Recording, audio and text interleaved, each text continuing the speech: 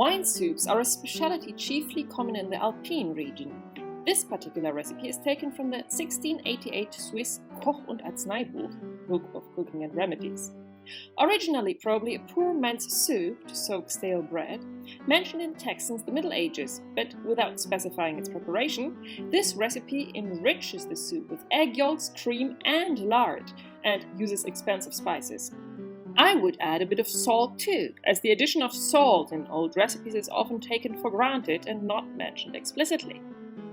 The recipe ends with a warning: wine soups aren't good if not cooked well.